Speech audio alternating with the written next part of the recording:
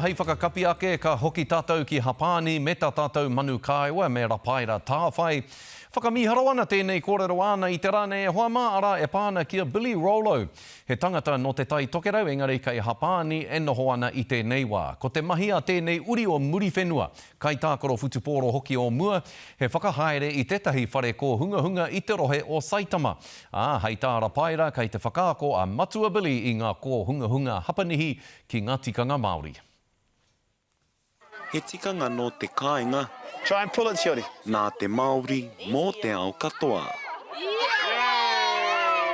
It feels so comfortable here, and it's a cool place to live.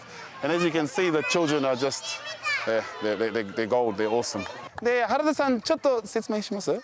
Kua tata ki te rua te kau taua ia e noho ana ki Hapani, he tumu aki o mua, engari toko ake te whakaaro kia whakatūngia tōna ake whare ko hunga reo Pākehā ki konei. It was teaching them like how to live, how to feel in their hearts, growing themselves as people more than the language, so to speak. Teaching them about life, how to be good people basically. And the forum that I'm using is English. Kei te pehe a koe? Kia ora. Good. Hey guys. He ono te kaunoanga tauira e whakaetia ana kia uru ki tōna kura ko hunga, ka mutu e ki poha ana. I started in 2014. We've been going for, this is our 6th year now. And the school's been really successful. It's been really popular, as you can see, with all the tamariki over there. Yeah. And this Saturday, they're going to play England.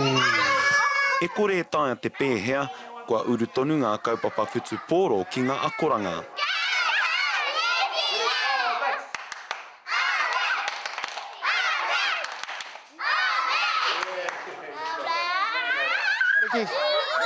How many? 4, nice.